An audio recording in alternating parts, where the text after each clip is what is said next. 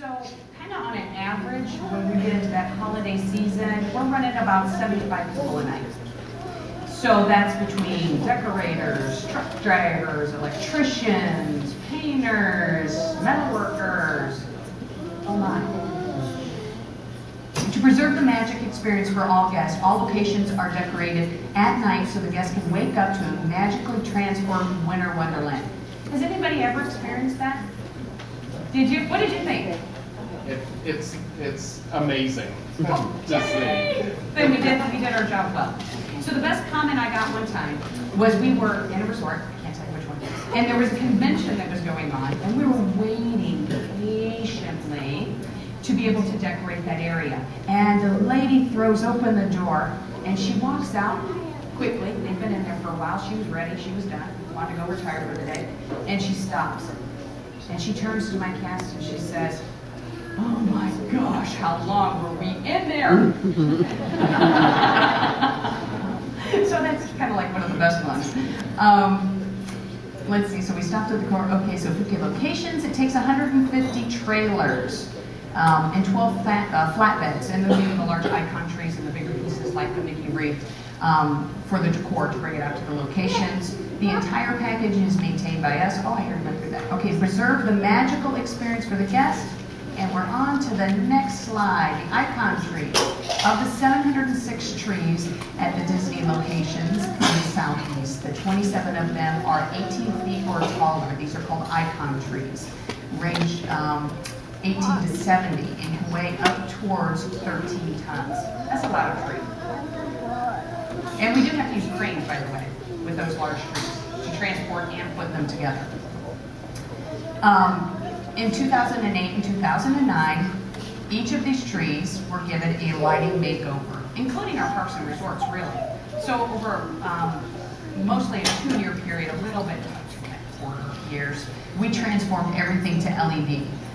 The 70-foot tree itself, the contemporary, really uses no more electricity than 3 household hairdryers. The contemporary, actually the Grand Floridian, it uses the same power that you would use to run your toaster. So it's great. Have you seen the LEDs on the park? What do you think of those?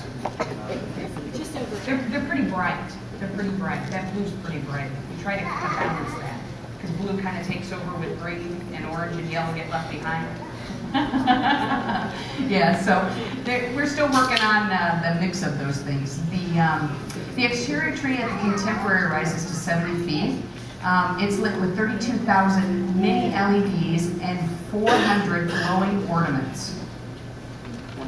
The tree consists of 2,400 branches individually placed on a steel pole. So we call them a pole tree, not to be confused with poultry.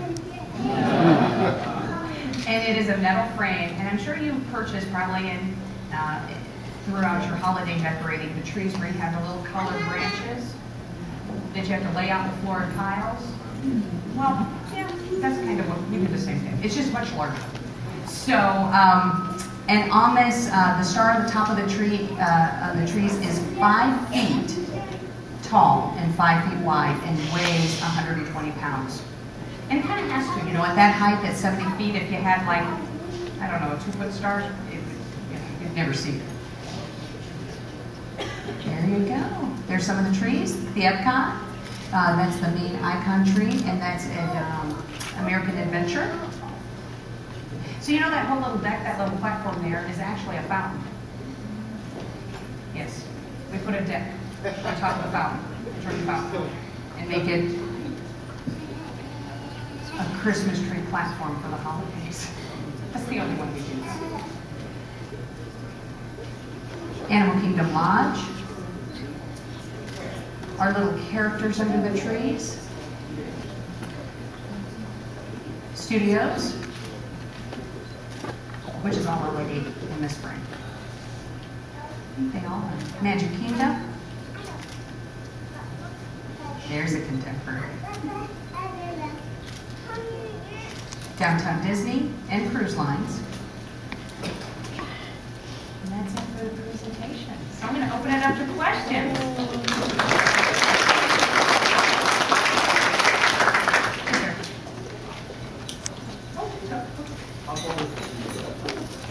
65 feet. Lisa, could you repeat the question, please? Oh, I'm sorry. Okay, yep, I'll get in that groove. How tall is the Epcot tree? It's 65 feet.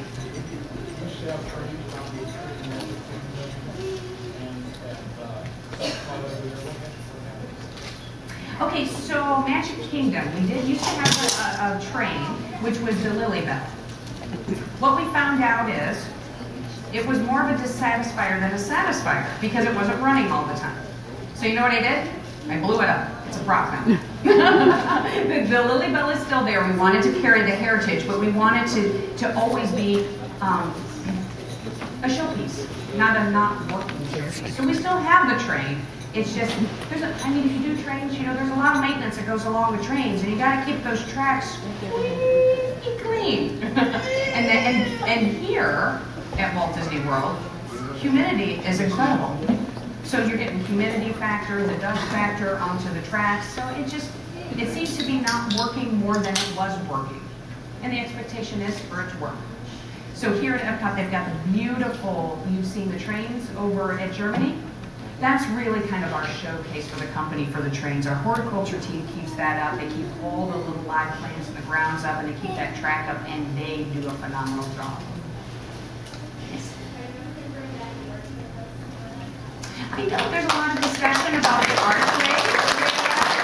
There's a lot of discussion about that, and I know that we are taking all our feedback from our guests, and I know that over the next few years they're going to look at different designs and different things that might be possible over the next few years. Okay.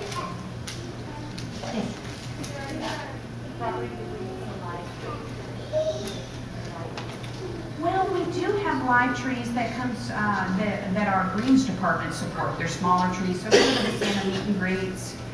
There are live trees there. If you go to downtown Disney, Santa meet and greets, there are live trees. But all the trees that we put out are artificial trees, and the lifespan for those trees is 5 to 6 years. And we recycle. So after we're finished with those trees and the large limbs, we actually have companies that will recycle the metal and the PVC of those trees. And then the smaller trees, we recycle those too. How many years does it take to transform Disney into the Magic with all the separate things and everything? So we started, okay, so how long does it take us to transform the parks and resorts over? It takes us about 20 working nights and a fleet of people to do all of this. So by the time Thanksgiving rolls around, everything is absolutely completed for all of our guest areas. So, you know, after Thanksgiving, everyone else is thinking, oh, I gotta put up the decorations. We're done. Yes. What would it take to put Christmas season there? Okay. What would it take to put Christmas decorations on the tree of life? Wow, maybe we could get together and you can share some ideas. That would take a large crate. She said tree of life. What would it take to put the decorations on the tree of life? Yeah, that would take a lot. Not impossible, but there would be a lot of cranes flying, for sure. All right, well, thank you so much for everything, and I wanted to let everyone know that, of course, it's the holiday season, and we like giving gifts and spread a little pixie dust. So we are giving out a packet of fast passes for your day here at Epcot and for tomorrow.